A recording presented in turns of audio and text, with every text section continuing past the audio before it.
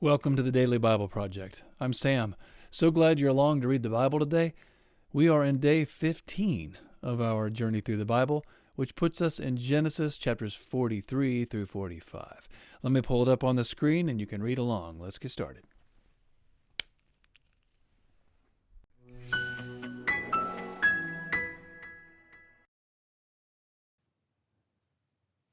Genesis 43.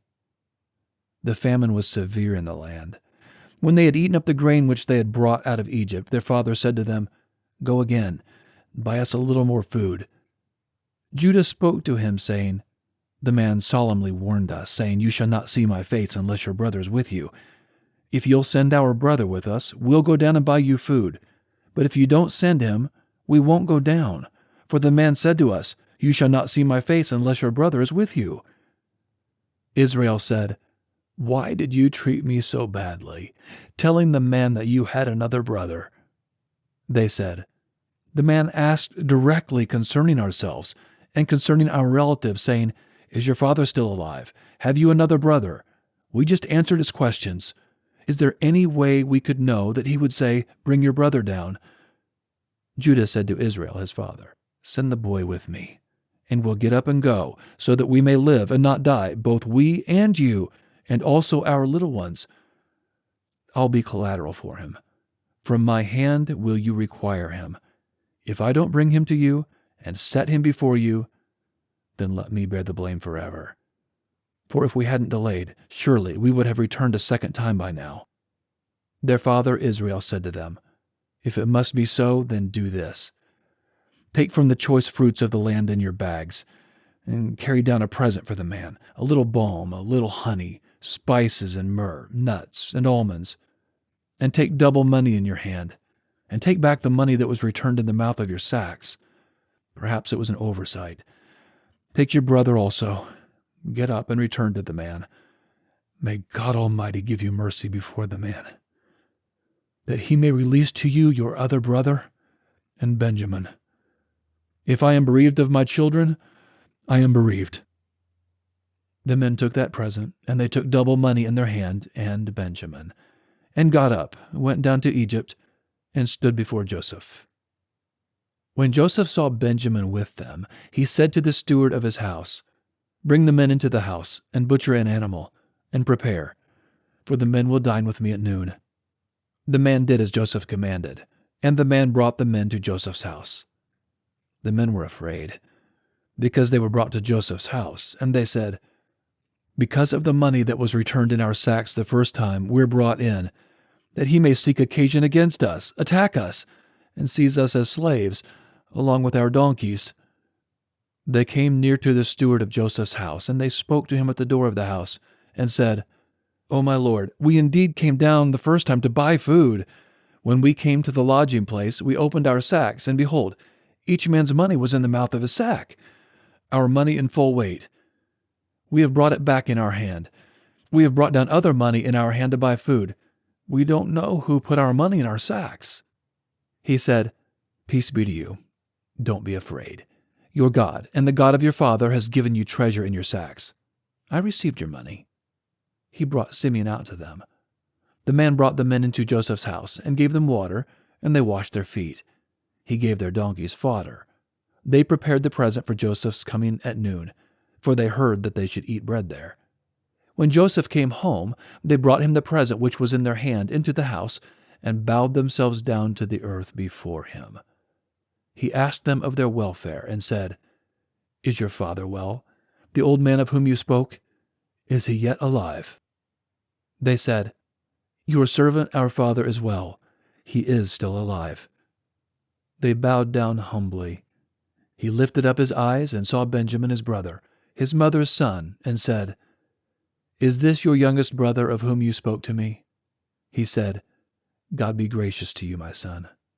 Joseph hurried, for his heart yearned over his brother, and he sought a place to weep. He entered into his room and wept there. He washed his face and came out.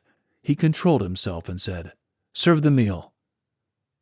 They served him by himself, and them by themselves, and the Egyptians who ate with him by themselves, because the Egyptians don't eat with the Hebrews, for that is an abomination to the Egyptians. They sat before him, the firstborn according to his birthright, and the youngest according to his youth. And the men marveled with one another.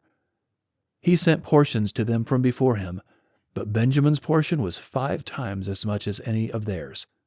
They drank and were merry with him. Genesis 44. He commanded the steward of his house, saying, Fill the men's sacks with food, as much as they can carry, and put each man's money in his sack's mouth. Put my cup, the silver cup, in the sack's mouth of the youngest, with his grain money. He did according to the word that Joseph had spoken. As soon as the morning was light, the men were sent away, they and their donkeys. When they had gone out of the city, and were not yet far off, Joseph said to his steward, Up, follow after the men. When you overtake them, ask them, Why have you rewarded evil for good?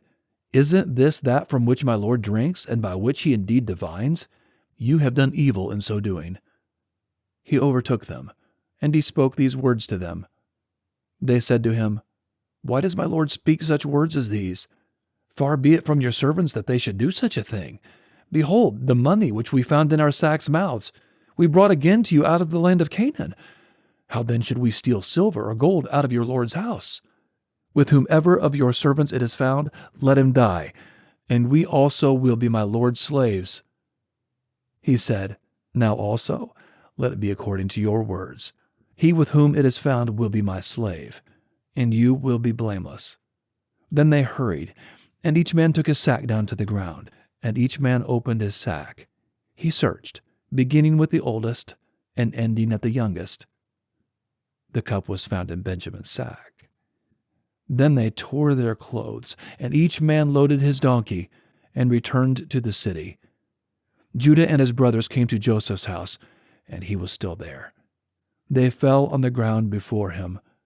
Joseph said to them, What deed is this that you have done? Don't you know that such a man as I can indeed do divination? Judah said, What will we tell my Lord? What will we speak? How will we clear ourselves? God has found out the iniquity of your servants. Behold, we are my Lord's slaves, both we and he also in whose hand the cup is found. He said, Far be it from me that I should do so. The man in whose hand the cup is found, he will be my slave. But as for you, go up in peace to your father. Then Judah came near to him and said, O my Lord, please let your servant speak a word in my Lord's ears, and don't let your anger burn against your servant, for you are even as Pharaoh. My Lord asked his servant, saying, Have you a father or a brother?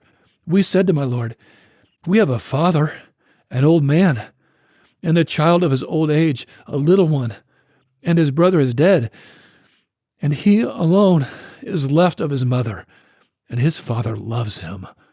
You said to your servants, Bring him down to me, that I may set my eyes on him. We said to my Lord, The boy can't leave his father, for if he should leave his father would die. You said to your servants, Unless your youngest brother comes down with you, you will see my face no more. When we came up to your servant, my father, we told him the words of my Lord. Our father said, Go again and buy us a little food. We said, We can't go down. If our youngest brother is with us, then we will go down. For we may not see the man's face, unless our youngest brother is with us.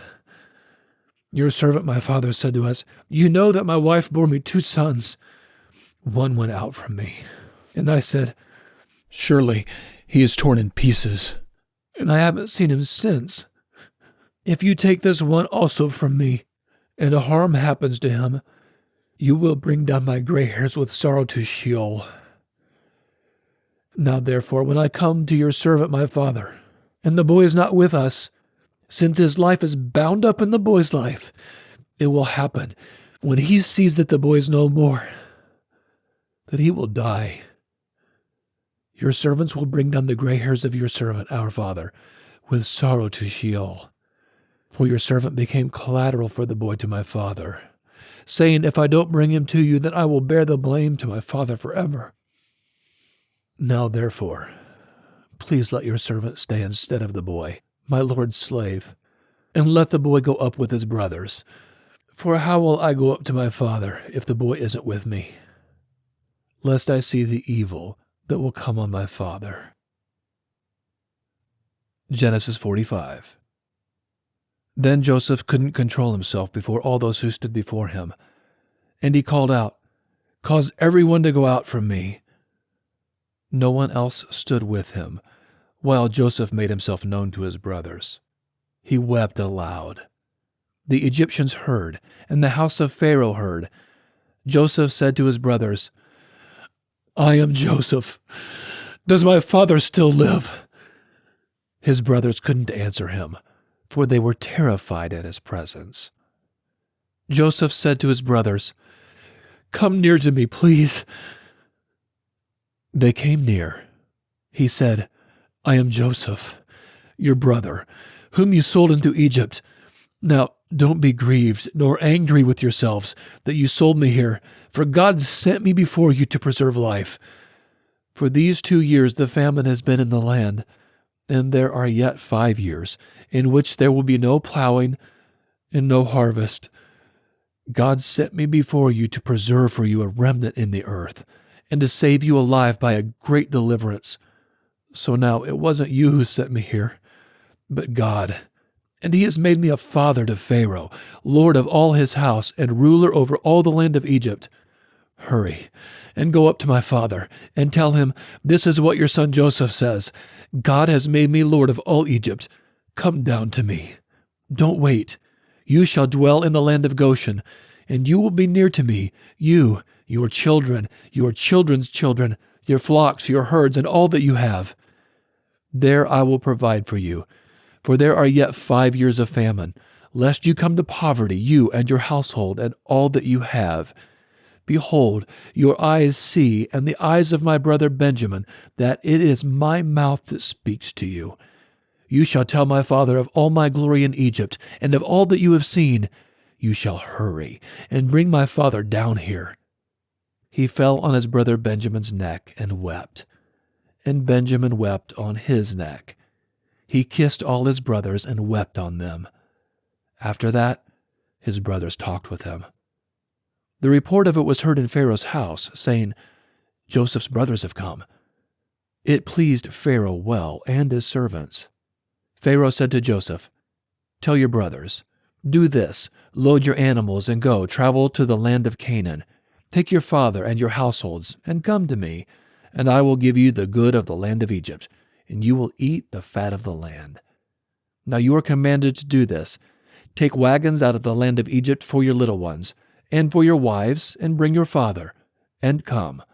Also, don't concern yourselves about your belongings, for the good of all the land of Egypt is yours." The sons of Israel did so. Joseph gave them wagons according to the commandment of Pharaoh, and gave them provision for the way. He gave each one of them changes of clothing, but to Benjamin he gave 300 pieces of silver and 5 changes of clothing. He sent the following to his father: 10 donkeys loaded with the good things of Egypt, and 10 female donkeys loaded with grain and bread, and provision for his father by the way. So he sent his brothers away, and they departed. He said to them, "See that you don't quarrel on the way." They went up out of Egypt and came into the land of Canaan to Jacob their father. They told him, saying, "Joseph is still alive, and he is ruler over all the land of Egypt." His heart fainted, for he didn't believe them. They told him all the words of Joseph, which he had said to them. When he saw the wagons which Joseph had sent to carry him, the spirit of Jacob, their father, revived. Israel said, "It is enough.